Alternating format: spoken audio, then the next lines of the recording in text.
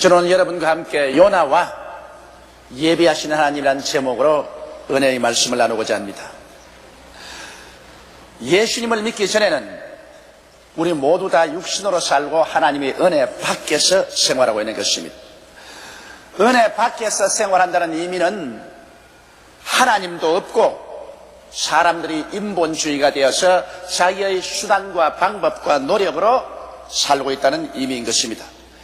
그러나 회개하고 예수님을 믿으면 우리는 이 세상 인본주의 세계, 육신의 세계, 마귀에게 지배된 세계에서 옮겨져서 하나님의 사랑의 아들 나라 속에 들어오게 되는 것입니다. 그뿐 아니라 하나님 품 속에 들어오면 그때부터 인생을 하나님의 은혜로서 살아가게 되는 것입니다. 은혜로 산다는 것은 이제부터 내 힘으로 살지 않고 하나님께서 돌보아 주심으로 하나님의 능력에 의지해서 사는 것을 은혜로 산다고 말하는 것입니다. 성경에는 고린도전서 2장 9절에 기록된 바 하나님이 자기를 사랑하는 자들을 위하여 예비해 놓은 모든 것은 눈으로 보지 못하고 귀로도 듣지 못하고 마음으로도 생각지 못하였다 함과 같음이라고 말하는 것입니다. 하나님께서는 은혜로 사는 사람들을 위해서는 인간의 지혜와 지식과 총명을 초월해서 놀라운 것을 예비해 놓고 있습니다. 그래서 우리가 하나님을 따라서 살고 기도하고 순종하며 살면 하나님께서 예비한 이것을 우리에게 보여주시고 이 길로 우리를 이끌어 주시겠다는 것입니다. 하나님께서는 하나님의 백성을 위하여 적극적으로 준비하시는 야훼 이레이십니다. 하나님께서 준비하지 아니하는 것은 하나도 없습니다. 하나님께서는 당신의 백성을 위해서 처음부터 나중까지 일생을 통해서 모두 다 예비하고 준비하고 계시는 것입니다. 그러면 오늘 이 시간 요나의 생애를 통해서 준비하시는 하나님을 우리 한번 알아봐야 되겠습니다. 첫째로 요나와 하나님께서 준비하신 풍랑에 관해서 우리가 알아봐야 되겠습니다. 하나님께서는 선지자 요나에게 임하셔서 말씀을 하셨습니다. 너는 저 아수라의 수도 큰 성 니느웨에 가서 쳐서 예언하라. 만일 니느웨가 회개하지 아니하면 40일 이내 니느웨 성이 무너지고 숲밭이 될 것이라고 하라. 요나가 이 하나님 말씀을 듣고 난 다음 그런 마음속에 불순종하기로 결심을 했었습니다. 왜냐하면 아수르는 그때 이스라엘과 원수가 되어 있었습니다. 늘 이스라엘을 침략에 들어와서 많은 이스라엘 백성들을 사로잡아가고 이스라엘의 전토를 황무지로 만들었기 때문에 그 아수르의 수도 니느웨가 하나님의 심판을 받아 무너질 것이라니 얼마나 좋은 소식입니까? 하나님은 가서 그렇게 외치라고 했는데 요나는 안 외치기로 작정을 했습니다. 왜냐하면 외쳐서 니느웨 사람들이 듣고 회개를 하면 하나님 마음을 돌이킬 줄 알기 때문에 요나는 하나님의 낯을 피하여 욥바 항구에 가서 다시스로 가는 배를 타고 도망을 치기 시작한 것입니다. 그런데 사람이 어떻게 하나님을 피해서 도망을 칠 수 있습니까? 하늘이 다 하나님의 것이고 땅과 바다가 다 하나님의 것입니다. 시간도 하나님의 손에 있고 공간도 하나님의 손에 있는데 사람이 어떻게 하나님의 낯을 피하여 도망을 칩니까? 이것이 사람의 어리석은 계획인 것입니다. 그러나 요나는 하나님의 얼굴을 피하여 도망을 치기로 작정을 했습니다. 배를 타고 배도 위칸에 안 가고 미칸에 내려갔습니다. 될 수 있으면 미칸에 들어가서 하나님께로부터 멀리 떠나려고 했었습니다. 그런데 배가 바다 한가운데로 들어가자 거대한 폭풍이 다가오기 시작한 것입니다. 하나님께서는 평화만 준비하는 것이 아니라 풍랑도 준비하시는 것입니다. 하나님의 낯을 피해가는 사람들을 하나님께서 막기 위해서 풍랑도 예비하는 것입니다. 왜냐하면 하나님의 낯을 피해서 도망치는 사람을 그대로 내버려 놓으면 영영 하나님께로부터 떨어지고 하나님의 사역도 회방을 받고 그 사람도 버림을 당하기 때문에 하나님은 도망치는 사람을 막기 위해서 풍랑도 예비하는 것입니다. 여러분, 우리의 생애 속에 크고 작은 많은 풍랑이 다가올 때가 많습니다. 그 풍랑은 바로 우리가 하나님의 뜻대로 살지 못하고 하나님의 낯을 피해서 육신의 정욕이나 안목의 정욕이나 이 세상 자랑을 따라 살 때 우리의 가는 길을 막기 위해서 하나님이 일으키시는 풍랑인 것입니다. 그런데 사공들이 아무리 기술을 다해서 배를 바로 잡고 저으려고 해도 하나님이 보내신 풍랑이라 하나님이 막으시니까 배가 파선징행이 됐었습니다. 사공들은 겁이 나서 모든 배에 있는 화물을 다 바다에 던지고 배를 가볍게 하고 어찌한지 배를 바로 잡아오려고 해도 안 됩니다. 그래서 풍랑을 만나면 누구나 느끼는 것은 우리가 죄를 짓지 않았냐 하는 심정인 것입니다. 사람이 편안할 때는 그런 건 느끼지 않지만 환난이나 고난을 당하면 죄책감을 느끼게 되는 것입니다. 사공으로부터 시작해서 모든 배에 탄 사람들이 다 고함을 지러 회개하고 자기들의 신들의 이름을 부르고 하는 게 한 사람이 안 보입니다. 요나가 안 보여요. 그래서 사고에 내려가 보니까 배 밑창에서 그 풍랑 속에 훌훌 자고 있습니다. 완전히 하나님을 떠나가 이젠 뭐 자기는 하나님 없는 세계 속에서 살면 살고 죽으면 죽고 그와 같은 상황 속에서 잠이 들고 있습니다. 상호이 잠을 깨웠습니다. 이 어찌된 일인가? 이렇게 풍랑이 격심한데 우리는 다 회개하고 우리 신의 이름을 부르는데 너는 왜 기도하지 않느냐? 깨워 일으켜서 그들이 제비를 뽑았습니다. 누구 죄 때문에 이런 풍랑이 일어난지 우리 알아보자. 제비를 딱 뽑으니까 요나에게 딱 걸렸어요. 그래서 당신 도대체 누구냐? 요나가 하는 말이 나는 이스라엘 사람으로 하나님의 명령을 거역하고 낯을 피해서 지금 이 배를 타고 다시스로 도망치는 길이다. 뭐 온 배에 있는 사람들이 전부 다 간이 턱 내려앉습니다. 이 사람 때문에 그렇구나. 이 사람 때문에. 그래서 이 시간이라도 회개하고 부르짖어라. 그리고 사공들이 어찌한지 배를 돌려서 항구로 들어오려고 하는데 뭐 무지무지한 풍랑으로 항구로 돌아올 수가 없습니다. 그래서 상호에 물었습니다. 요나여 어떻게 해야 되겠나? 요나가 하는 말이 나를 물로 던져버리십시오. 그러면 이 풍랑이 잠잠해지겠습니다. 이 상공들은 이 요나를 살리려고 무척 애를 썼으나 뭐 풍랑이 대적하니까 견딜 수가 없어서 요나를 들어서 물에 던져버렸습니다. 그러자 순식간에 파도가 잠잠해졌습니다. 요나가 상공들에 의해서 바다에 던져지자 바람이 잠잠했습니다. 풍랑을 보는 목적이 달성되기 때문인 것입니다. 여러분, 하나님께서는 우리에게 평화만 준다고 생각하지 마십시오. 우리가 하나님의 낯을 피해서 불순종할 때는 우리에게 거친 풍랑이 다가온다는 것을 잊지 말아야 되는 것입니다.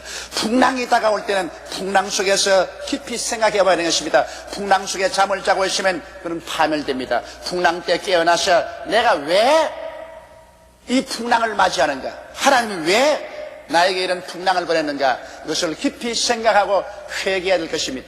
요나는 끝까지 회개하지 않았습니다. 지 목숨 하나 죽더라도 니느웨 성이 멸망하고 아수르가 망하여서 자기 조국이 편하는 것을 원한다. 그러므로 차라리 자기가 죽더라도 니느웨가 망하는 것이 좋다. 그래서 그는 바닷속에 던져짐을 장원했던 것입니다. 그러나 두 번째 우리 보십시다. 여러분, 사람이 죽고 싶어도 하나님이 허락하지 않으면 안 죽습니다. 죽는 것도 하나님이 허락해야 죽지, 하나님이 허락하지 않으면 못 죽는 것은 물에 던지자마자 큰 물고기 한 마리가 무슨 점심 요기할 것이 없나 하고서 배가 고파 왔다 갔다 하다가 배에서 큼직한 것이 안 떨어지면 얼씨구나 좋다, 여기 먹을 것이 있다고 와서 그만 요나를 산채로 삼켜버리고 마는 것입니다. 그런 큰 물고기가 지중해에는 그 이후로도 많이 있었습니다. 사람들이 무슨 물고기가 사람을 삼켰냐? 여러분, 영국 해군 발표해보면 물고기가 영국 해군 배후에 있던 말이 미끄러졌다니까 말을 통째로 삼킨 적도 있습니다. 이러므로 지중해에서는 이 큰 물고기가 있어요. 하나님께서 이 큰 물고기를 예비했다고 말했습니다. 하나님께서 예비하신 하나님은 풍랑만 예비하는 것이 아니라 물고기도 예비해요. 그래서 요나는 물고기 뱃속에 들어가서 3일 낮 3일 밤을 그곳에서 기다립니다. 어지간히 모진 사람입니다. 우리 같으면 물고기 속에 들어가자마자 회개할 것인데 요나는 들어가서도 빨리 소화시켜라. 빨리 소화시켜. 난 죽는다. 그래도 하나님이 명령하지 아니하시면 물고기 뱃속에 들어가도 소화가 안 되는 것입니다. 물고기가 뭐 희한한 걸 하나 먹었더니만 소화가 안 돼가지고서 배가 좋지 않습니다. 소화시키려고 물으로 올라갔다가 바다 밑바까지 내려갔다 해도 소화가 안 돼요. 여러분, 하나님께서 허락하지 않으면 절대로 망하지 않습니다. 하나님이 허락해야 망하지, 하나님이 허락하지 않으면 망하지 않습니다. 그러나 회개하기까지 물고기 뱃속에 들어가서 하나님이 며칠이고 좋습니다. 그대로 내버려 놓는 것입니다. 요나는 죽지도 아니하고 살아있자니 캄캄한 물고기 뱃속에 퀴퀴한 냄새만 나고 공기가 또 얼마나 나쁩니까? 괴로워 견딜 수가 없습니다. 공에 치지만은 요나만큼 물고기 뱃속에서 공해를 당한 사람은 없어요. 물고기 뱃속에 들어오는 그 물고기가 마신 짭짤한 물 마셔야지요. 물고기 뱃속에서 텁텁한 공기를 쉬어야지요. 견딜 수가 없어서 그 다음에는 요나가 하나님을 향해서 회개하고 자복합니다. 막 물고기 뱃속을 손으로 두들기면서 회개를 하니까 이 물고기가 뭘 하나 먹었더니 뱃속에서 그냥 배를 주먹으로 때리고 핥히고 물고기가 죽을 지경입니다. 이래서 물고기는 견디다 견디다 못해서 이거 토해야지, 이 오래 그 속에 들어왔다가는 나도 죽겠다. 요나가 완전히 회개하자마자 야훼께서 물고기에게 명하심에 육지 가까이 와가지고서 그냥 확 토해내버리고 마는 것입니다. 그러자 물고기는 배가 시원해서 시원하다, 뭔지 먹었다가 사흘 동안 혼이 났다. 요나는 완전히 온몸에 물고기 속에 들어가서 노랗게 돼가지고서 해변에 기어나오게 된 것입니다. 그러자 하나님께서 두 번째 하나님의 음성이 요나에게 임하시는 것입니다. 일어나 저 큰 성읍 니느웨로 가서 내가 네게 명한 바 그들에게 선포하라. 하나님께서는 자비와 긍휼이 풍성하셔서 우리가 한 번 실패했더라도 하나님은 두 번째 기회를 주시는 것입니다. 우리 사람들은 생각하기를 하나님이 나를 버리셨으니 이제 나는 기회가 없다고 생각하지만 그렇지 않습니다. 요나가 하나님을 버리고 큰 시련 겪었으나 하나님은 다시 회개하니까 구출해내어서 그에게 제2의 기회를 주신 것입니다.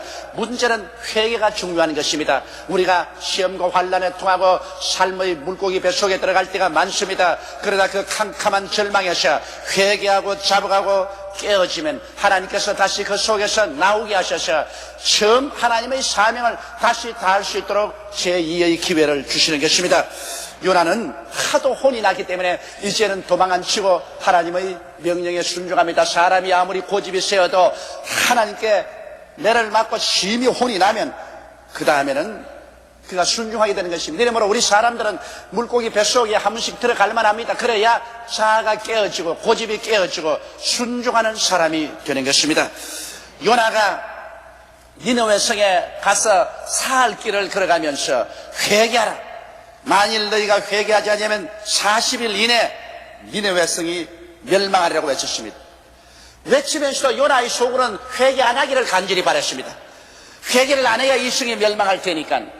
그런데 불행하게도 요나가 그렇게 외치자마자 니느웨 백성들이 요나의 설교를 듣고 모두 다 남부 여대하고 길거리에 나와서 금식하고 통회하고 자복하고 이 말이 니느웨 성 임금에게 들어가자 왕이 조복을 벗어버리고 베옷으로 갈아입고 금식하고 조서를 내려 말하기를 전 니느웨 성내 모든 백성들 짐승들까지라도 물도 마시지 말고 음식도 먹지 말고 통회하고 자복하라. 혹시 하나님께서 뜻을 돌이켜서 불쌍히 여길까 하노라. 그래서 온 나라 전체가 그만 회개하고 자복하고 통회하는 거대한 부흥의 역사가 일어나게 된 것입니다. 하나님께서 역사하시면 이런 부흥의 역사가 일어나는 것입니다. 요나 한 사람의 설교를 듣고 그 이방 니느웨가 완전히 회개하게 된 것입니다. 그러니 하나님께서 회개하면 용서해 주시는 것입니다. 요나서 3장 10절에 보면 하나님이 그들의 행한 것 곧 그 악한 길에서 돌이켜 떠난 것을 감찰하시고 뜻을 돌이켜서 그들에게 내리리라 말씀하신 재앙을 내리지 아니하시니라. 보십시오. 하나님께서 우리에게 아무리 재앙을 명령하실지라도 우리가 회개하고 자복하고 돌이키면 하나님은 결심을 돌이켜서 재앙을 내리지 아니하는 것입니다. 이래서 니느웨에게 내리기로 한 하나님의 무서운 심판은 그들이 회개하고 자복함으로 하나님께서 중지하기로 결심을 한 것입니다. 우리 나라와 민족도 주님 앞에 회개하고 자복하고 하나님께 돌이키면 하나님께서 이 민족을 치려고 생각한 모든 것을 그치시는 것입니다. 그리고 하나님의 자비와 긍휼을 베풀어 주시는 것입니다. 세 번째 보면은 하나님께서는 이제 아주 지극히 사소한 일까지 주님이 예비하시는 것을 볼 수 있습니다. 하나님이 큰 풍랑만 예비하는 것이 아니고 큰 물고기만 예비하는 것이 아닙니다. 하나님께서는 아주 사소한 일까지 예비하시는 하나님 것을 이 자리에 볼 수 있습니다. 요나는 하나님께서 진노를 내리지 아니하시고 그 니니웨 성을 멸하지 않은 것을 보고 마음의 분노가 일어났었습니다. 하나님께 향해서 마음의 분노가 끌어올랐습니다. 그래서 그는 죽기를 원하도록 화를 냈었습니다. 그리고 니니웨 성 동편에 올라가서 성 위에 초막을 짓고 앉아 성이 어떻게 되는가를 보려고 했습니다. 하나님이 멸망도 안 하는데도 불구하고 그래도 멸망하기를 바라셔 성이 어떻게 되는가를 잔뜩 초막을 짓고 쪼그리고 앉아서 성을 보고 있었습니다. 그런데 하루저녁 자고 나니까 하룻밤 사이에 아주 박능쿨이 하나 나가지고서 그 초막 위에 넓적넓적한 잎사귀로 덮었습니다. 여러분, 박능쿨이 하루저녁에 일어나가지고서 그런 넓적넓적한 잎사귀로 초막을 덮는 것 보았습니까? 하나님이 역사하시면 하루저녁에 이렇게 박능쿨이 생겨날 수가 있는 것입니다. 하나님이 역사하시면 하루에 하나님께서 여러분에게 온전히 문제를 해결해 줄 수도 있고, 하나님이 역사 안 하면 몇 년이 가도 문제가 해결 안 해줄 수도 있는 것입니다. 하나님께서 박능쿨을 준비했던 말은 요나서 4장 6절에 있습니다. 하나님이 야훼께서 박능쿨을 준비하사 요나 위에 가리우게 하셨으니 이는 그 머리를 위하여 그늘이 지게 하며 그 괴로움을 면케하려 하심했더라. 요나가 박능쿨을 인하여 심히 기뻐하였더라. 여러분 보십시오. 하나님이 얼마나 자상스러운지. 하늘과 땅을 지으신 하나님, 저 하늘과 하늘들의 하늘, 저 해와 달과 별들을 지으신 저 위대한 하나님, 이 육지와 그 거대한 대양을 지은 하나님께서 이 조그만 씨앗 하나에 박능쿨을 하나님이 예비하시는 하나님이신 것입니다. 할렐루야. 여러분, 그러므로 여러분 집에서 일어나는 조그마한 숟갈 한 개, 젓갈 한 개까지라도 하나님께서는 관심을 가지시고 예비하시는 하나님이신 것입니다. 하나님께서는 큰 일만 생각하고 작은 일은 생각하지 않는다고 생각하지 마십시오. 여러분 생활 가운데 지극히 적은 일까지라도 하나님은 관심을 가지고 계시는 것은 요나가 햇빛에 뜨거울까 싶어서 그 앉아있는 초막 위에 박능쿨을 나게 해서 덮게 하는 것까지 주님께서 관심을 가지고 계셨습니다. 박능쿨을 준비하자니 하나님은 박능쿨의 씨앗을 심어야 되지 않겠습니까? 하나님께서 그 씨앗을 어떤 사람을 통해서 옷에 흐르게 하든지 바람을 불게 해서 씨앗을 날라오게 하든지 하나님은 그런 것까지 조밀하게 준비를 하셨습니다. 그러니까 요나가 아침에 일어나보니 박능쿨이 자기의 초막을 덮은지라 얼마나 시원하고 상쾌한지 기뻐하고 즐거워하셨습니다. 태양이 떠올라도 이젠 머리가 뜨겁지 않냐고 좋으니까 이야, 그 신기하다, 그 정말 멋있다, 어떻게 하루저녁 만에 박능쿨이 나와서 내 머리를 이렇게 덮었을까? 요나는 하나님이 준비한 것을 모르고 그저 자연히 박능쿨이 생긴 줄 알고 기뻐하고 즐거워했었습니다. 한참 기뻐하고 즐거워했는데 그만 벌레 한 마리가 와서 박능쿨 줄기를 싹둑싹둑 잘라버리고 말한 것입니다. 햇빛에 그만 박능쿨이 다 시들어서 쭈글쭈글해지고 말한 것입니다. 요나서 4장 7절에 보니 하나님이 벌레를 준비하사 이튿날 새벽에 그 박능쿨을 씹게 하심에 보시더니라. 세상에 벌레까지 준비하시는 하나님이신 것입니다. 여러분, 하나님을 어떻게 생각합니까? 요 꿈틀꿈틀 기어다니는 파랑벌레, 박능쿨을 깔아먹는 벌레도 성경 말하기를 하나님이 준비하셨다고 말하는 것입니다. 그러니 우리 하나님께서 우리 환경 가운데 준비할 수 있다는 것은 보통 일이 아닙니다. 하나님이 자기를 사랑한 자를 위해서 예비해 놓은 모든 것은 눈으로 보지 못하고 귀로 듣지 못하고 마음으로도 생각지 못해야 되는데 과연 그것이 하나님께서는 벌레까지라도 준비를 하셔서 그 박능쿨을 쉽게 만들어버리는 것입니다. 하나님께서 복을 주시면 벌레까지라도 와서 도와줄 것이고 하나님께 복을 안 주시면 벌레까지 와서라도 여러분을 씹어버리고 마는 것입니다. 우리 하나님께서는 24시간 우리의 모든 삶 전체를 돌보시는 것을 볼 수 있습니다. 그렇기 때문에 예수께서 말씀하기를 아버지께서 허락하지 아니하시면 참새 한 마리도 떨어지지 아니한다. 하나님께서는 너희 머리털 숫자까지 다 해신 바 되었으니 너는 두려워하지 말라고 말한 것입니다.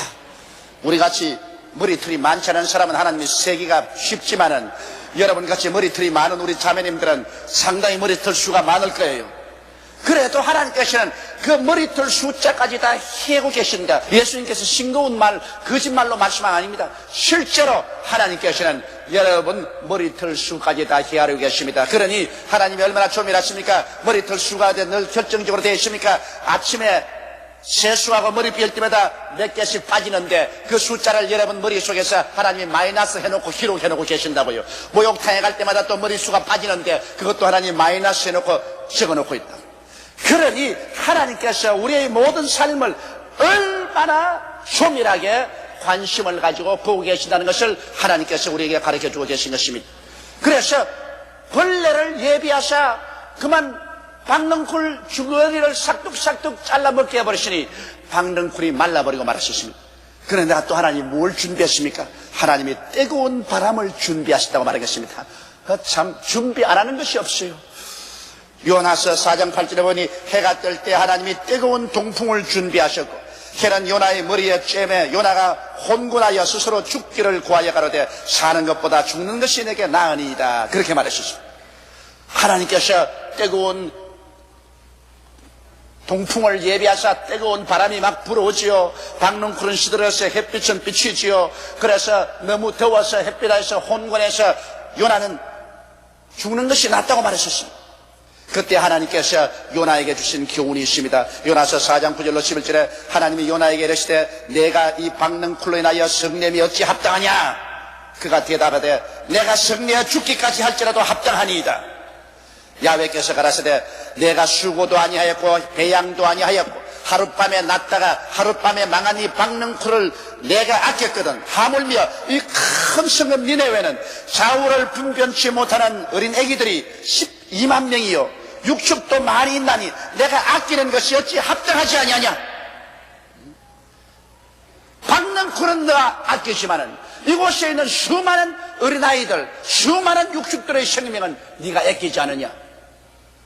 이 사람들을 회개시켜서 벌받지 않고 살게 하는 것이 어찌 내 뜻이 아니겠느냐? 이 말에 요나는 항구무원이었습니다. 할 말이 없었습니다. 이처럼 하나님께서는 죄인이 죽는 것을 원하지 않습니다. 죄인이 심판받는 것을 원하지 않고 모두 회개해서 하나님 앞에서 구원을 받기를 원하시는 것입니다.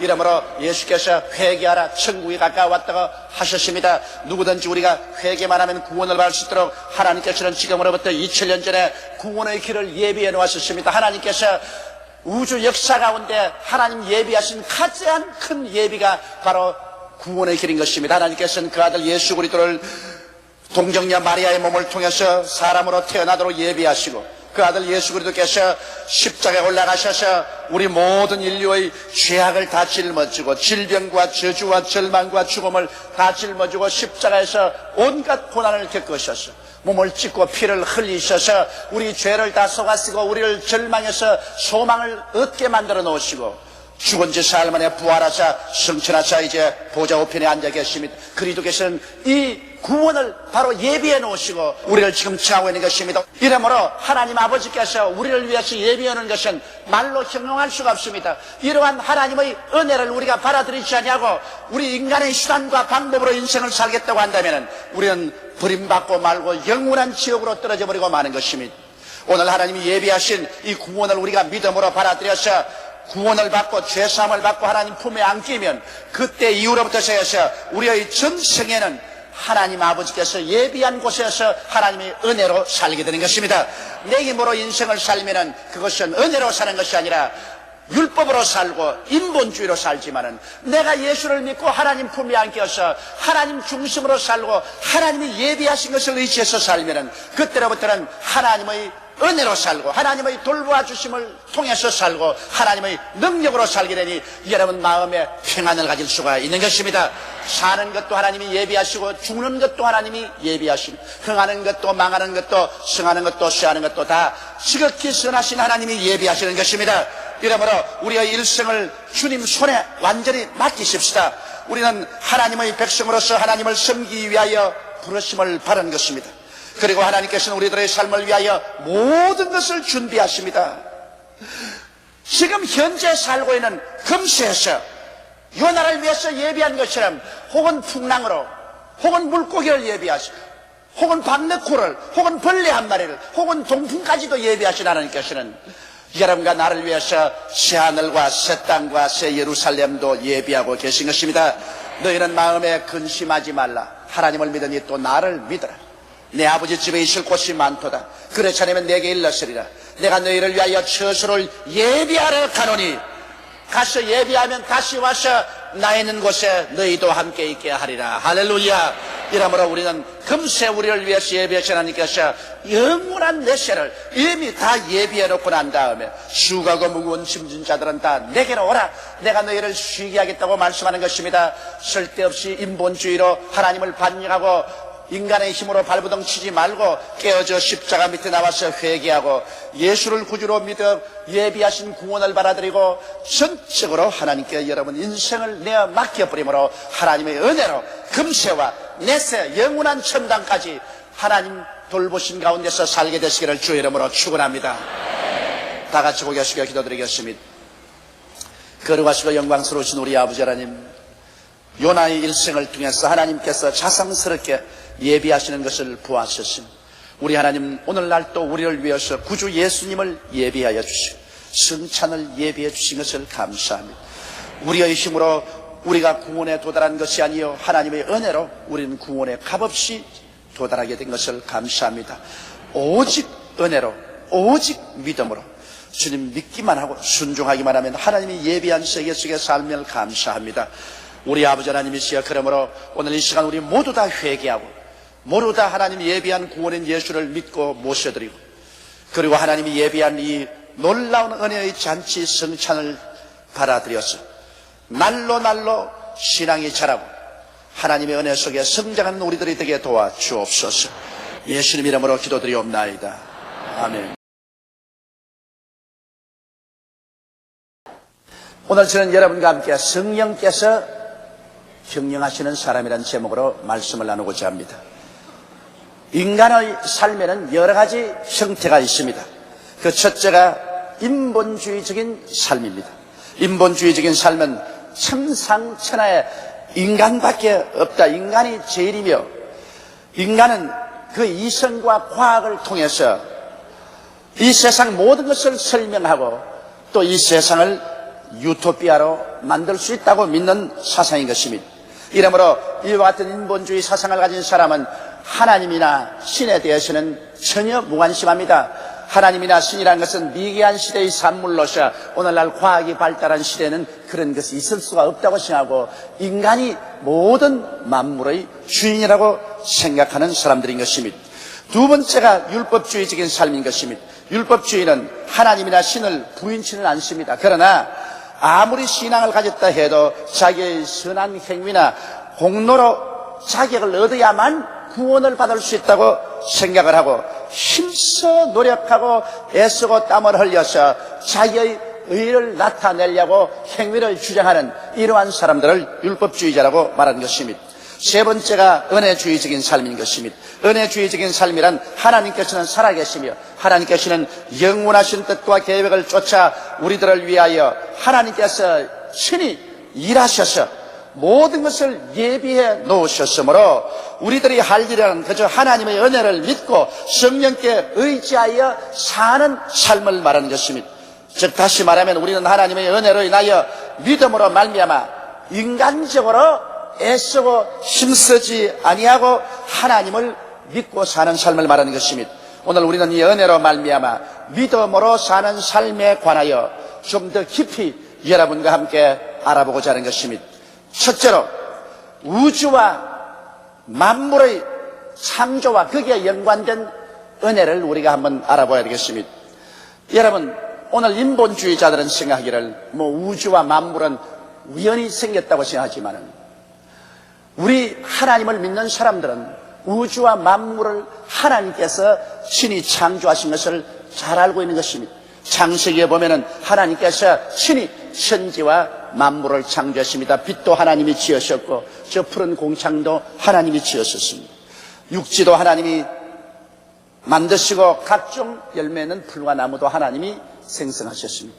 해와 달과 별들도 하나님이 비추게 하시고 새들을 그리고 각종 물고기들, 각종 짐승들도 하나님이 다 지으시고 인생도 하나님께서 친히 하나님의 형상과 모양대로 지으셨습니다. 그런데 우리가 하나 알아야 될 것은 이 모든 하나님의 창조는 하나님이 은혜로서 우리에게 주시다는 것입니다. 다시 말하면 우리 사람이 조금도 하나님이 하시는 일에 보탬이 되지 못하고 도움도 주지 못했는데 하나님 혼자 일하셔서 값없이 우리에게 선물로 주시고 우리는 하나님의 은혜로 말미암아 살도록 만들어 놓았다는 것입니다. 왜냐하면 여러분께서 하나님이 천지와 만물을 지으시는데 조금도 도움을 베풀지 못한 것을 여러분 잘 알고 있습니다. 저도 솔직한 말로 하나님 일하시는데 좀 도와주었으면 참 좋겠습니다.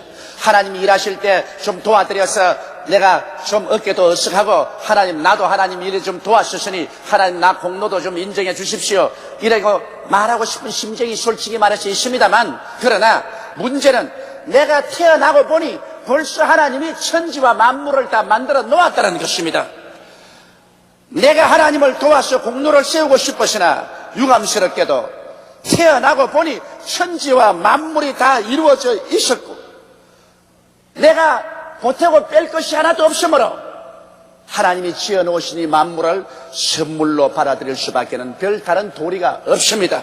여러분께서 하나님이 지으신 만물에 손가락 하나 까딱 해서 도와주신 것은 없습니다. 태어나고 보니 이미 만물이 다 이루어졌고 오직 이루어 놓은 것을 선물로 받아서 누릴 따름인 것이 태양도 공짜로 누리고 공기도 공짜로 마시고 물도 그대로 마시고 땅도 그대로 지은 그대로 우리가 그 위에서 살게 되는 것입니다.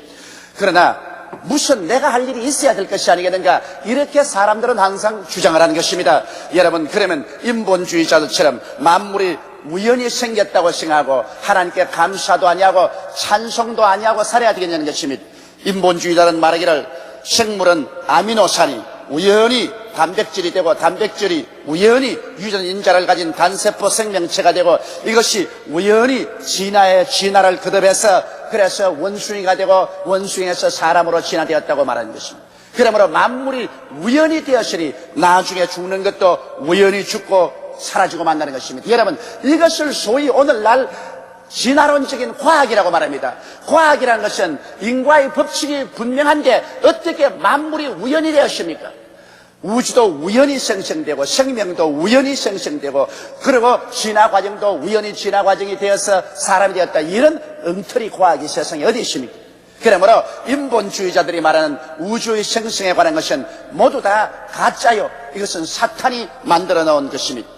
그러면 율법주의자가 되어서 내가 우주 창조에 아무런 공을 세우지 못했으니 나는 우주를 누릴 자격이 없다고 생각하고 죄책감 속에 기쁨과 환희가 없이 하나님께 감사 안 하고 살 것입니까? 율법주의자들은 언제나 자기가 무슨 공로를 세워서 자기의 수고한 대가로 무엇을 먹고 마시고 할 수 있다고 생각하고 그것을 못하면 언제나 죄책감에 짓눌리고 자기는 무자격자라고 생각하는 것입니다. 그러나 우리는 은혜주의자인 것입니다. 은혜주의자는 무엇이냐? 하나님께서 우리를 위해서 힘써 일하셔서 모두 지어놓으신 것을 우리는 감사히 받아들이며 기쁨으로 사는 것이 은혜주의자인 것입니다. 여러분 인본주의자와 율법주의자들은 인간의 힘으로 인생을 살아가려고 힘으로 많은 갈등과 고난과 피땀을 흘리며 살고 있는 것입니다. 그러나 은혜주의자들은 하나님께서 인간을 위하여 이미 우리가 태어나기 전에 힘쓰고 애쓰고 노력해서 수고하시고 모두 다 예비해 놓으신 것을 알고 이것을 믿음으로 받아들이고 감사함으로 땀 흘리지 않고 하나님의 축복과 은혜로 사는 것이 바로 은혜주의자의 삶이신 것입니다. 이렇기 때문에 우주와 만물을 내가 안 지었으니까 내가 누리지 못하겠다는 이런 생각을 가지지 마십시오. 내 태어나기 전에 이미 하나님이 다 예비해 놓았으므로 감사하게 우주와 만물을 받아들이고 기쁨으로 누리면서 사는 여러분 되시기를 주의 이름으로 축원합니다. 이것이 은혜주의자요. 둘째로 십자가 구원과 은혜도 우리가 깊이 생각해 봐야 되는 것입니다. 여러분 십자가 구원을 하나님이 이루시는데 내가 조금도 도움을 베풀 수 없었으므로 나는 구원 같은 것 믿음으로 받을 수 없다. 내 힘으로 수고하고 애써서 구원을 얻어야 되겠다고 생각하는 사람이 많이 있습니다. 그러나 십자가 구원도 내가 태어나기 전 2000년 앞서 주께서 십자가에 못 박여 나의 죄값을 성천하시고 구원을 다 이루어 놓으셨습니다. 여러분께서 하나님이 우리를 구원하시는데 좀 도와주었으면 참 좋겠지만은 태어나고 보니 이미 2000년 전에 하나님이 다 이루어 놓았는데 여기에 보탤 수도 없고 뺄 수도 없고 도움을 베풀 수가 없게 되어 있다는 것입니다. 그러므로 구원받기 위해서 우리가 할 일이 하나도 없습니다. 유감스럽게도 조용기도 좀 하나님께서 우리를 구원하는데 수고로우니까 좀 도와드려서 하나님 땀을 좀 닦아주시고 그리고 하나님께서 쉽게 구원을 이루도록 협조를 해주었으면 좋겠는데 너무 늦게 태어나서 할 수가 없었어요. 태어나고 보니까 2000년 전에 하나님이 다 이루었다 그렇게 말씀하셨습니다. 하나님 내가 구원을 하는데 뭘 좀 도와드릴 것 없나요? 이 사람아 너무 늦게 태어났네. 날 도우려거든 좀 일찌감치 태어나지. 뭐 2000년 후에 태어나가지고서 다 이루어 놓았는데 잔소리가 많으냐. 내가 다 이루어 놓은 것 감사함으로 받아서 누리기나 하게나 그렇게 말씀하시는 것입니다. 우리는 그저 죄인임에도 불구하고 못났음에도 불구하고 버림을 받아야 마땅함에도 불구하고 하나님이 그저 값없이 주시는 구원을 예수 그리스도를 믿음으로 받아들이고 감사하게 살면 성령이 오셔서 우리의 신앙생활을 할 수 있도록 격려를 해 주시는 것입니다. 그 은혜를 인하여 믿음으로 말미암아 구원을 얻은 것이 우리에게 행위에서 난 것이 아니라 자랑할 것이 하나도 없는 것입니다. 그저 할렐루야 하고 믿음으로 나가면 되는 것입니다. 이 얼마나 놀라운 은혜인지 말로 다 할 수가 없습니다. 이것을 우리가 은혜라고 말하는 것입니다. 그러면 셋째로 은혜의 삶의 의미와 은혜의 삶을 우리가 확실히 정의하면 어떻게 할까요? 은혜의 삶이라는 것은 여러분 몇 가지 사실을 우리가 확실히 알아야 됩니다. 그 먼저 알아야 될 것은 만세전에 하나님께서 모든 것을 미리 다 아시고 만물을 지으셨다는 것을 우리가 알아야 되는 것입니다. 하나님은 처음부터 끝까지를 하나도 남김없이 다 알고 계십니다. 여러분에 대해서는 여러분이 태어나기 전에 벌써 저 해와 달과 별들이 생겨나기 전에 억금만년 전에 벌써 여러분을 보시고 아시고 여러분 머리 털수까지 해고 계신다는 것입니다. 시편 139편 1절로 12절에 보면 야훼여 주께서 나를 감찰하시고 아셨나이다. 주께서 나의 앉고 일었음을 아시며 멀리서도 나의 생각을 통촉하시오며 나의 길과 눕는 것을 감찰하시며 나의 모든 행위를 익히 아시오니 야훼여 내 혀의 말을 알지 못하시는 것이 하나도 없으시니이다. 주께서 나의 전우를 들으시며 내게 안수하셨나이다. 이 지식이 내게 너무 기이하니 높아서 내가 능히 미치지 못하나이다. 내가 주의 신을 떠나 어디로 가며 주의 앞에서 어디로 피하리까? 내가 하늘에 올라갈지라도 거기 계시며 음부에 내 자리를 펼지라도 거기 계시니이다. 내가 새벽 날개를 치며 바다 끝에 가서 갈지라도 곧 거기 있어도 주의 손이 나를 인도하시며 주의 오른손이 나를 붙드시리이다. 내가 혹시 말하기를 흑암이 정녕 나를 덮고 나를 둘을 비춘 밤이 되리라 할지라도 주께서는 흑암이 숨기지 못하며 밤이 낮과 같이 빛이 나니 주에게는 흑암과 빛이 일반이니. 그러므로 여러분 하나님 앞에 감추인 것은 하나도 없습니다. 하나님은 처음부터 끝까지를 모두 다 하시고 우리 자신에 대한 것은 하나도 감추인 것이 없습니다. 나는 알파요 나는 오메가요 나는 처음이요 나는 나중이요 시작과 끝이라는 것입니다. 그러므로 여러분께서 어머니 뱃속에서 태어나면서 응아 알파 그때부터 하나님은 여러분 보시고 오메가 그렇게 말씀하는 것입니다. 벌써 태어날 때부터 여러분 죽음의 그 시간까지 하나님은 하나도 남김없이 손 위에 얹어놓고 환하게 알고 계시는 것입니다. 그러므로 하나님이 모르시는 것이 하나도 없으니 괜히 하나님에게 숨기려고 수작을 하지 말라는 것입니다. 이것을 알아야 우리가 은혜의 생활을 할 수 있는 것입니다.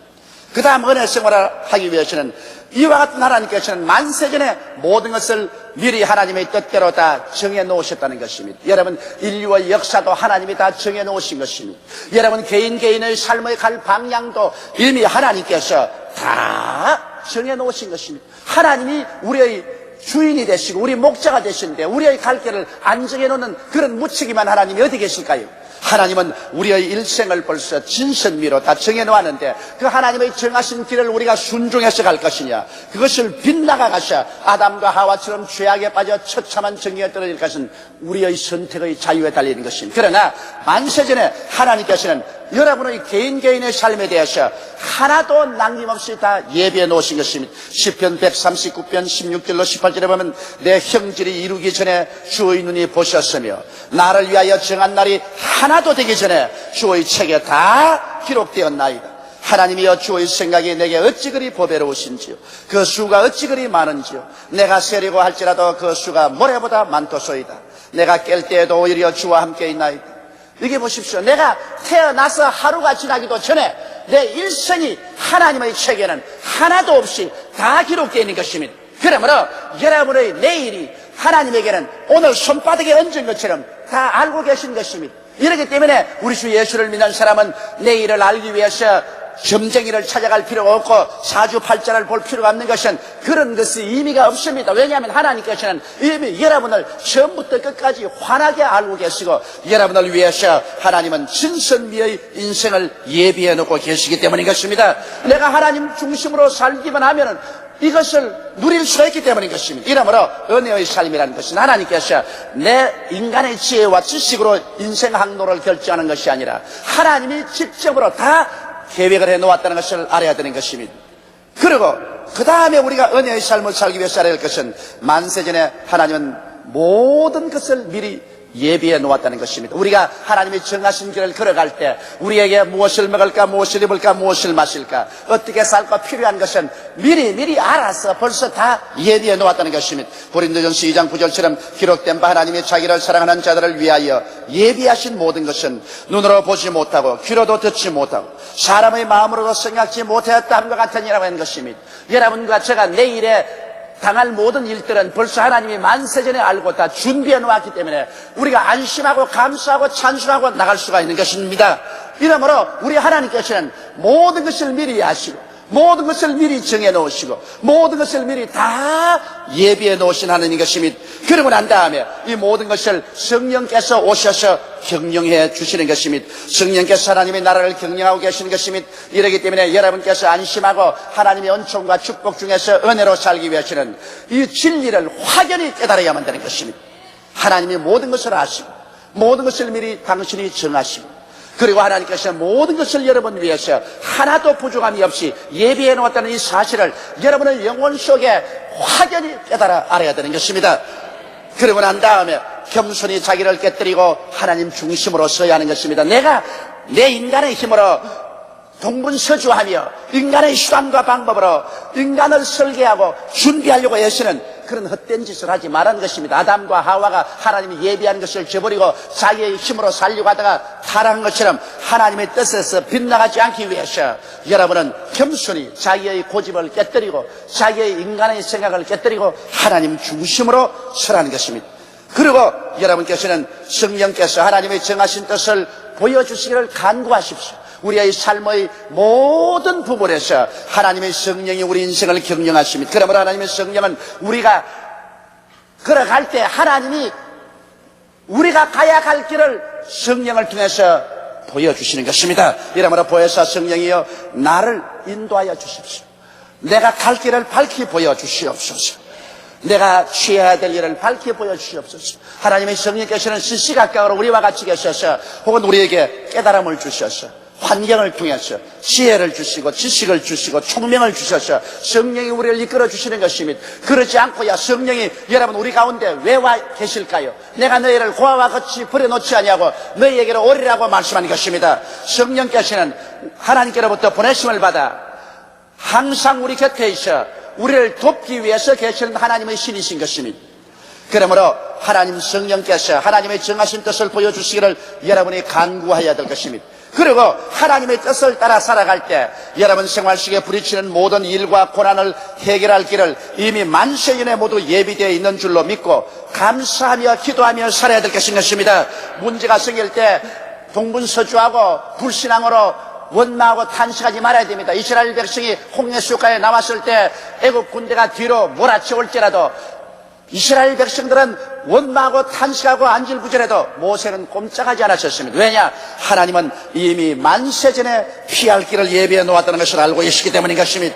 준비한 하나님이 계심으로 왜 사람이 안달반달할 것입니까? 모세가 하나님께 엎드려 기도하니 하나님은 홍해수 바다 밑에 고속도로를 준비해 놓고 계셨습니다.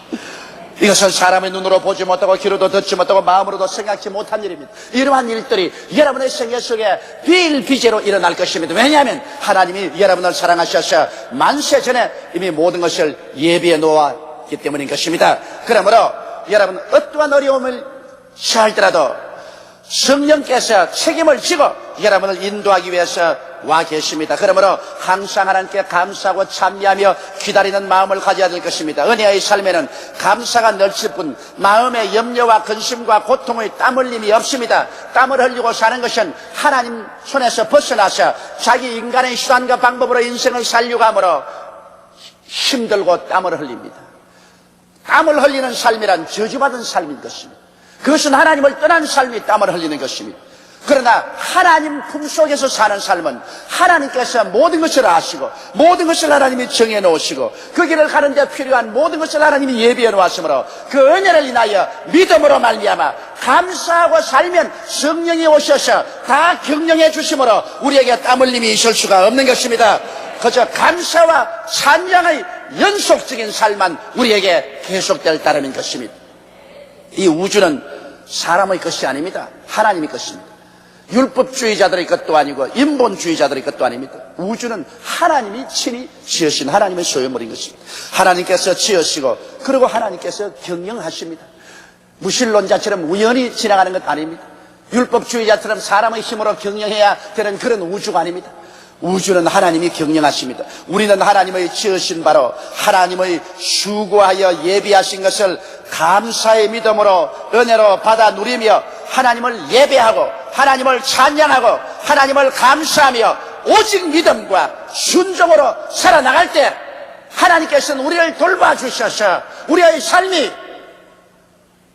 믿음, 소망, 사랑으로 충만하고 영혼이 잘됨같이 범사가 잘되며 강건하고 생명을 얻되 풍성히 얻도록 돌보아 주시는 것입니다.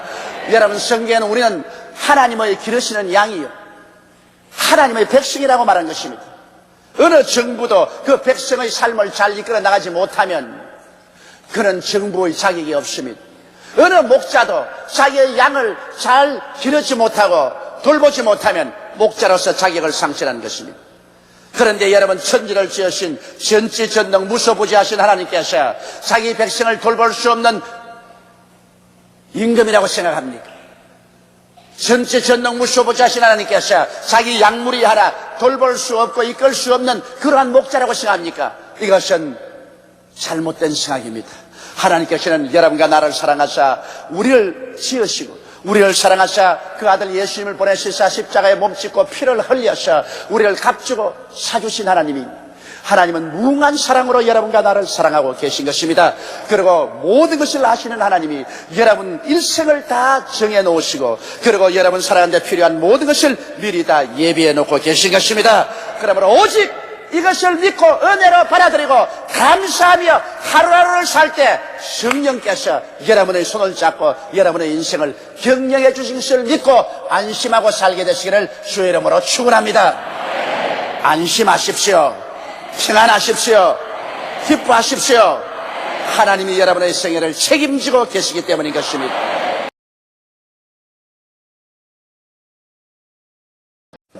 전후 좌우에 계신 분들에게 우리 성령으로 충만하십시다. 인사와 인식 바랍니다. 오늘 전 여러분과 함께 거둘려면 심어라 이러한 제목으로 말씀을 나누고자 합니다. 하나님의 자연 법칙을 움직여 우리를 위하여 일하도록 하기 위해서는 반드시 심고 거두는 법칙에 우리가 적응해야 됩니다. 심고 거두는 법칙은 움직일 수 없는 생산과 복과 승리의 법칙인 것입니다. 아무리 아름다운 문전 옥답을 갖다 놓고 물이 풍부할지라도 그 밭에 씨를 심지 아니하면 그 논에 씨를 심지 아니하면 아무것도 생산되지 않습니다. 그러나 그 밭이나 그 논에 씨를 심어 놓으면 그 밭과 논은 열심히 일하여 곧 우리가 기대하는 풍성한 수확을 거두게 만들어주는 것입니다. 이와 같이 하나님의 자연 법칙은 영적인 법칙과 동일합니다. 영적인 법칙에도 성경은 갈라디아서에 사람이 무엇으로 심든지 그대로 거두리라고 말씀을 하고 있는 것입니다. 이러므로 우리는 오늘 하나님 앞에서 참으로 성공적이고 풍성한 승리에 넘치는 삶을 살기 위해서는 심고 거두는 이 법칙을 우리 생활 속에 끊임없이 실천해야만 되는 것입니다. 첫째로 하나님께서 주신 행복과 풍부의 법칙이 바로 심고 거두는 법칙인 것입니다. 여러분, 성경에도 우리가 사는 이 하루하루의 날이 하나님의 가호와 은총으로 충만하기 위해서는 엿새 동안 일하고 제7일에는 쉬라고 말하셨습니다. 엿새 동안 일하고 제7일 하루는 하나님을 경외하며 우리가 쉬는 날로 심으라고 주님께서 말씀하시고 있는 것입니다. 이사야서 58장 13절로 14절에 보면 만일 안식일에 내 발을 금하여 내 성일에 오락을 행치 아니하고 안식일을 일컬어 즐거운 날이라 야훼의 성일을 존귀한 날이라 하여 이를 존귀히 여기고 내 길로 행하지 아니하며 내 오락을 굳지 아니하며 사사로운 말을 하지 아니하면 내가 야훼의 안에서 즐거움을 얻을 것이라. 내가 너를 땅의 높은 곳에 올리고 내 조상 야곱의 업으로 기르리라. 야훼의 입의 말이냐고 말씀하신 것입니다. 우리가 이래 동안 쉬지 않고 열심히 개미처럼 일한다고 해서 잘 살고 행복을 누리는 것은 아닙니다. 하늘이 비를 주어야 땅이 열매를 맺는 것처럼 하늘이 복을 내려야 우리의 범사에 하는 일에 복이 되는 것입니다. 그러기 위해서는 엿새 동안 부지런히 일하고 제7일은 하나님의 날로서 하나님을 섬기고 우리가 휴식하는 날로 정해야 되는 것입니다. 날을 심으면 그 다음 하나님께서 엿새 동안은 하나님의 복으로 우리에게 채워주시겠다고 약속하고 있는 것입니다. 그뿐 아니라 우리는 물질의 11조를 심어야만 하는 것입니다. 사람들은 말하기를 11조는 율법 시대의 잔재로서 이제 오늘 은혜 시대는 필요가 없다고 말하고 있는데 율법이 오기 430년 전에 아브라함은 11조를 심음으로 말미암아 물질 세계를 경영하시는 하나님께서 아브라함의 생활 속에 물질의 부족함이 없도록 복을 주는 길을 열어놓았던 것입니다. 창세기 14장 18절로 20절에 보면 살렘 왕 멜기세덱이 떡과 포도주를 가지고 나왔으니 그는 지극히 높으신 하나님의 제사장이었더라. 그가 아브라함에게 축복하여 가로되 천지의 주제시여 지극히 높으신 하나님이여 아브라함에게 복을 주옵소서. 너희 대적을 내 손에 붙이신 지극히 높으신 하나님을 찬송할지로다 하며 아브라함이 그 얻은 것에서 10분 1을 멜기세덱에게 주었더라. 아브라함이 전쟁에 나가서 글라마인 왕의 연합군을 격파하고 돌아올 때 살렘 왕 멜기세덱 지극히 높으신 하나님의 제사장이 나와서 아브라함을 복내려 주셨습니다. 떡과 포도주를 주고 복을 주자 아브라함이 자기가 전쟁에서 얻은 모든 수행밀의 10분지를 그 멜기세덱에게 주었습니다. 멜기세덱은 예수 그리스도의 상징입니다. 오늘날 우리 주 예수 그리스도를 성경에는 멜기세덱이라고 말한 것입니다. 그러므로 우리는 예수 그리스도의 살을 먹고 피를 마시고 성찬을 받았었으면 그곳에서 우리의 얻은 바 모든 10분지를 우리 주 예수께 드리면 우리 주님께서 우리에게 복을 내리십니다. 아브라함이 이와 같이 하자 말자 그 다음 창세기 15장 1절에 하나님이 말씀했습니다. 이후에 야훼의 말씀이 이상 중에 아브라함에게 임하여 가라사대 아브라함아 두려워 말라 나는 너희 방패요 너희 지극히 큰 상급이라고 말했습니다. 하나님께 11조를 드리자 하나님께서 아브라함의 방패가 되어서 지켜주겠고 아브라함의 상급이 되어서 아브라함이 하는 모든 일을 하나님께서 성공하게 만들어주겠다고 약속하신 것입니다.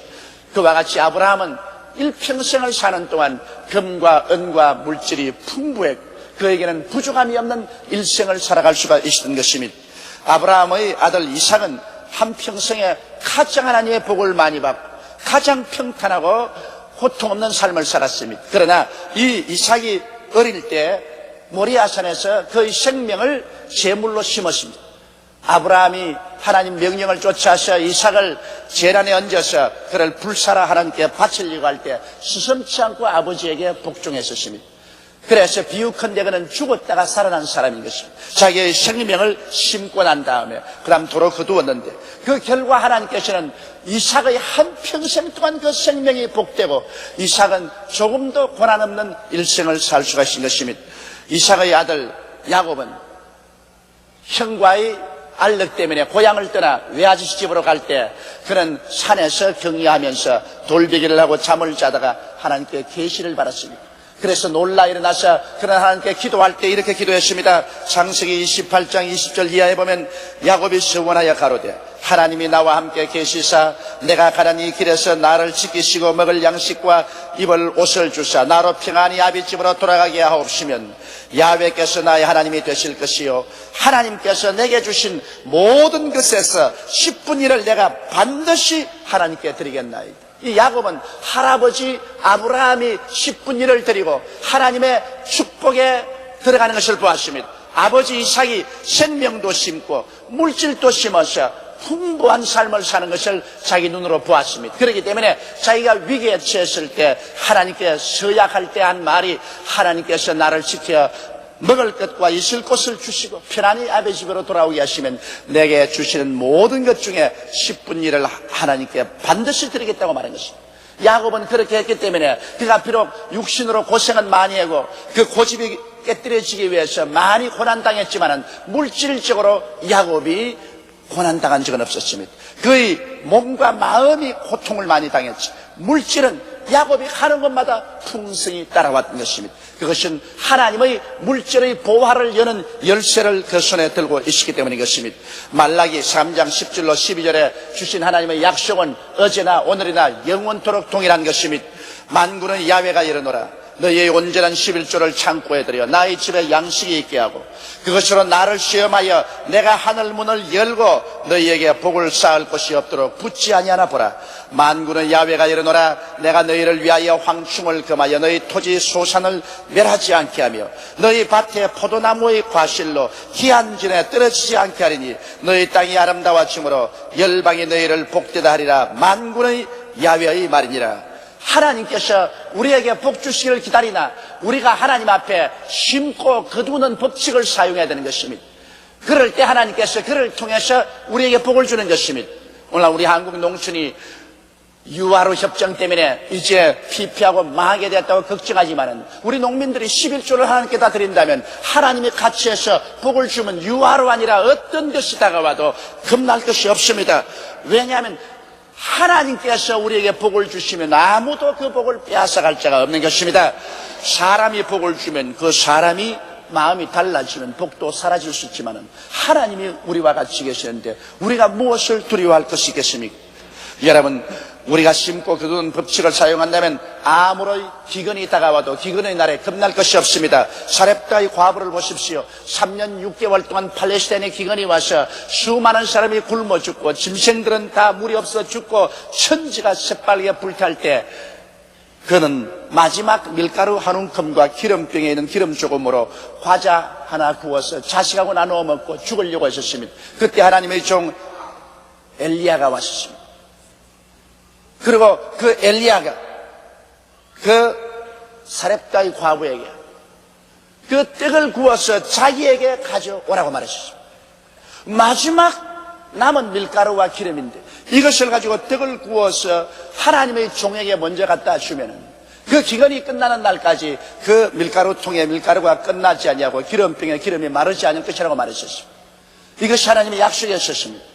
사렙다의 과부가 이 말을 듣고 비웃어버렸더라면 그는 기근에 죽었을 것입니다. 그러나 그는 하나님의 종 엘리야의 말을 귀담아 듣고 눈에 나무 전기 안 보이고 귀에는 아무 소리 안 들리는 처절한 기근의 날에 마지막 남은 밀가루 한 움큼과 기름병에 기름으로 과자를 구워 엘리야에게 갖다 주었습니다.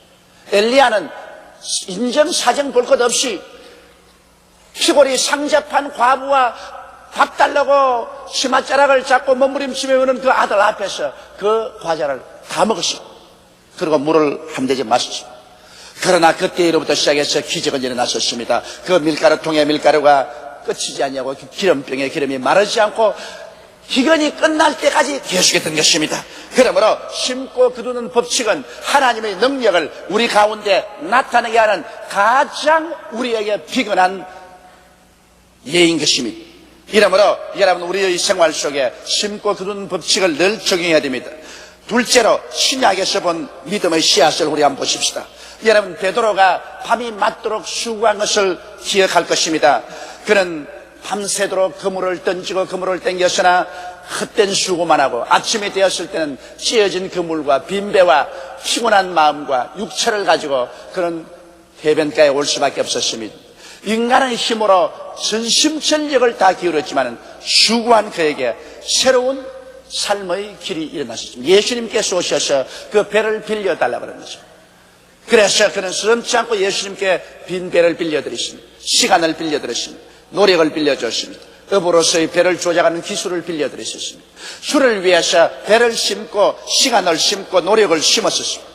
예수님께서 그 배를 타시고 당신의 사역을 마치시고 난 다음에 바로 똑같은 배, 똑같은 그물 가지고 똑같은 자리에서 베드로에게 말했습니다. 깊은 곳에 가서 그물을 던져 고기를 잡아라. 베드로는 그 말을 듣고 놀랐습니다. 베드로가 말하기를 밤이 맞도록 수고했으나 잡은 것이 한 마리도 없습니다. 그러나 지금은 상황이 다릅니다. 지금은 베드로 혼자서 그물을 던진 것이 아니라 예수님이 함께 가시는 것입니다. 배를 심고 시간을 심고 그의 기술을 심었기 때문에 심은 자와는 주님이 같이 계시는 것입니다. 심고 거두는 법칙은 하나님의 법칙이기 때문에 하나님이 같이 계시는 것입니다. 어제 저녁에는 베드로 혼자 갔지만 이제는 예수님이 함께 배를 타고 깊은 곳에 들어가서 그물을 던지니 그물이 찢어지는 고기에 잡혔습니다. 바로 어제 실패한 그가 오늘 성공으로 변했었습니다. 배가 달라진 것도 아니고 그물이 달라진 것도 아니고 베드로가 달라진 것도 아닌 것입니다. 그러나 그가 심고 거두는 법칙을 적용할 때 달라진 것은 혼자 가지 않고 주님께서 그와 같이 가시는 것입니다. 그러므로 그는 기적이 일어난 것입니다. 오늘 우리가 아무리 낭패와 실망을 당한 사람이라도 예수님이 다시 들어와서 예수님과 함께 한다면 그 인생은 그 즉시로 달라지는 것입니다. 예수님이 우리와 함께 하는 것은 심고 거두는 법칙밖에 없습니다. 우리가 심고 주님께 헌신하면 그 다음 거둘 때 주님이 같이 가서 거두어 준다는 것을 알게 되시기를 주의 이름으로 축원합니다. 예수님께서 광야에 가서 말씀을 전가하고 난다. 저녁이 되면 사람들이 굶주렸습니다. 남자만 5,000명, 불효자 기만 명이 굶주렸습니다. 그때 예수님께서 가장 머리가 좋은 빌립을 불러셨습니다. 빌립아, 이 사람들에게 먹을 것을 주라. 빌립은 인간의 이성과 경험과 학식과 두뇌를 사용해서 그들에게 먹을 것을 주려고 계산을 해봤습니다. 아무리 해도 계산이 안 됩니다. 해는 위엔 여쳐가고 광야고 떡 살 곳도 없고 돈도 없고 인력도 부족합니다. 빌립이 아무리 계산해도 먹일 도리가 없습니다. 그래서 빌립이 예수님께 구했습니다. 이 사람들에게 조금씩 먹이려고 할지라도 200데나리나 되는 떡이 필요한데 돈도 없고 떡 살 곳도 없습니다. 그러나 여기에 안드레는 문제의 해결을 알았습니다. 비록 광야고 시간이 늦고 돈도 없어도 안드레는 무슨 비밀을 가지고 있었습니까? 주님의 손을 움직이는 비밀을 알고 있었습니다. 빌립은 인간의 수단과 방법을 움직이는 방법밖에 몰랐지만은 안드레는 어떻게 하면 하나님의 손을 움직이는가 그 비결을 알고 있었습니다. 그래서 안드레는 심고 거두는 법칙을 정했습니다. 곧장 그런 군중에게 나아가서 군중 가운데 무엇 먹을 것이 있는가 부지런히 찾아봤습니다. 어린아이가 점심 도시락에 조그마한 보리떡 5개와 물고기 2마리 가지고 있는 것을 발견하고 이를 빌렸었습니다. 그러고 난 다음 이 보리떡 5개와 물고기 2마리를 들고 예수님의 손에 심었습니다. 빌립이 그 자리에 와서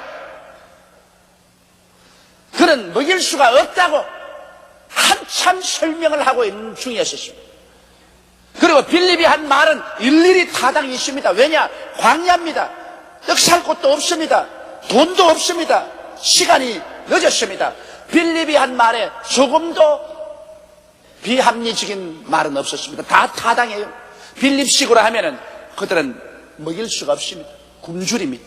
그러나 여기에 안드레는 어떠한 불가능도 가능케 하는 하나님의 손을 움직이는 법칙을 알고 있었습니다. 심고 거두는 법칙을 알고 있었습니다. 그러므로 이론이 필요 없습니다.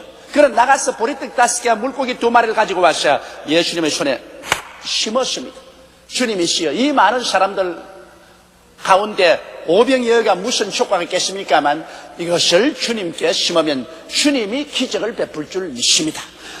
예수님께서 즉시로 오병이어를 받자마자 사람들을 50명, 100명씩 질서 정연하게 앉게 하고 난 다음에 주님 그것을 들고 하나님께 축사하고 그 다음에는 주님이 떼주심이 심고 거두는 법칙을 사용하면 심을 때는 여러분이 심어도 뗄 때는 주님이 떼주시는 것입니다.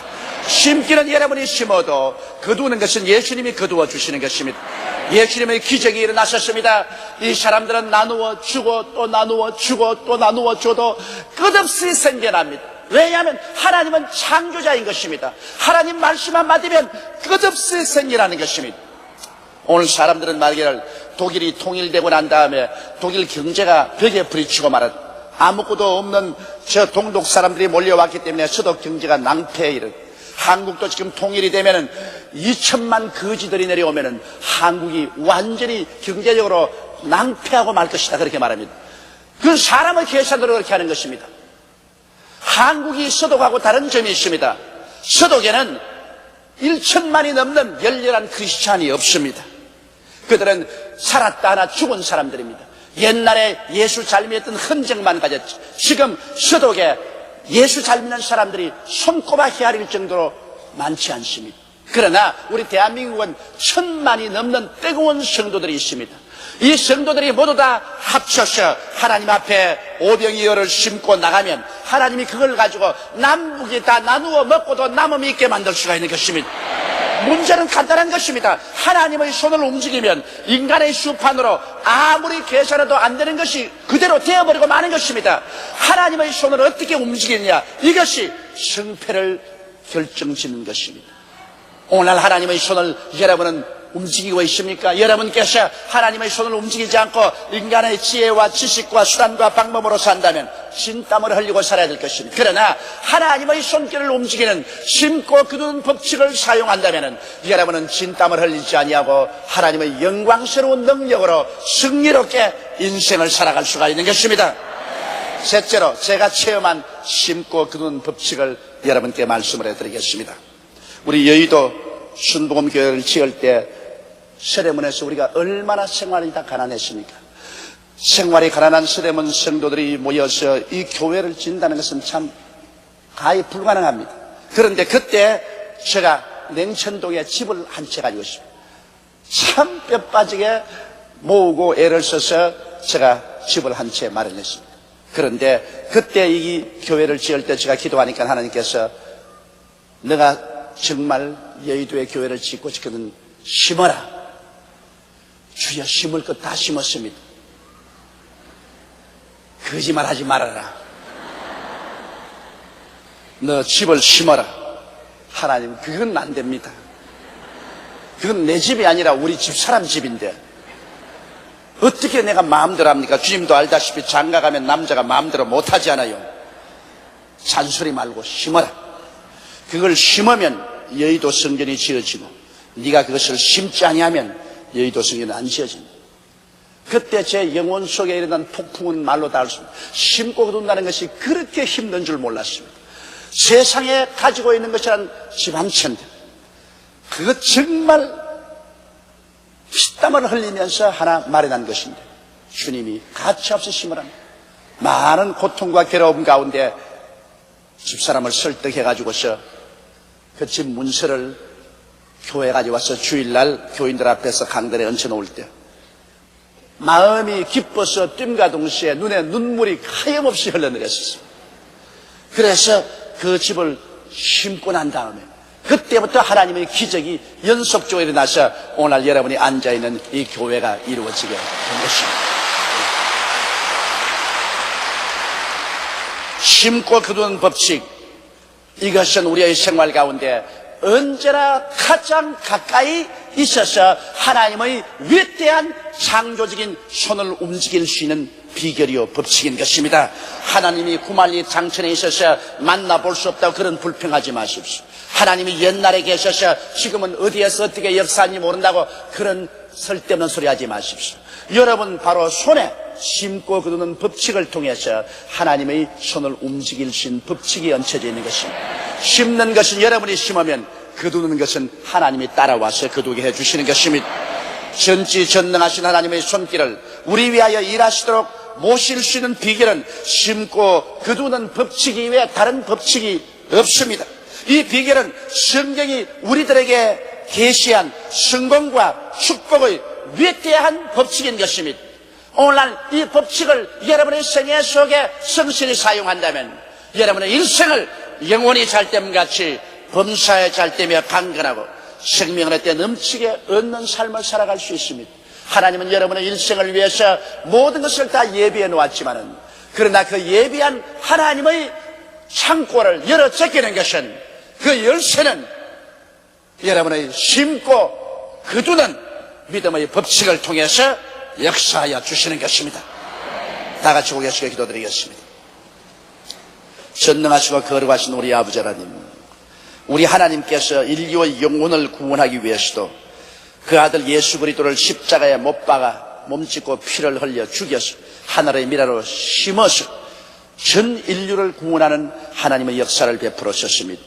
하나님 친히 인류 구원을 위해서도 하늘의 미랄이 되어 그 아들을 땅에 심은 것처럼 우리의 삶 속에 하나님의 능력을 나타내기 위해서는 심고 거두는 법칙을 사용하지 않으면 안 되는 것을 알게 도와 주시옵소서. 하나님 아버지여, 아브라함이 전쟁에서 이기고 나왔을 때 멜기세덱이 떡과 포도주를 가지고 나와서 그를 주고 축복했을 때 그의 11조를 다 바친 것처럼 오늘 우리 멜기세덱 예수 그리스도께서 우리에게 오셔서 오늘 우리에게 떡과 포도주를 주십니다. 당신의 깨어진 몸과 흘리신 피를 우리에게 주십니다. 우리의 멜기세덱 예수 그리스도 앞에서 우리가 떡과 포도주를 받고 난 다음에 우리의 생활의 11조를 다 주님께 드리는 우리들이 되게 도와주시옵소서. 그래서 하나님이 우리의 방패가 되시고 하나님이 우리의 지극히 큰 상급이 되게 만들어 주옵소서. 하나님과 더불어 살게 될 때 우리는 어떤 기근의 날에도 두려워하지 않고 수치를 당치 아니할 것입니다. 아버지 하나님이여, 참으로 살아있는 믿음을 가지고 하나님의 법칙을 통해서 영광스러운 삶을 살게 도와주옵소서. 우리 주 예수님 이름으로 축복하고 기도드리옵나이다. 아멘.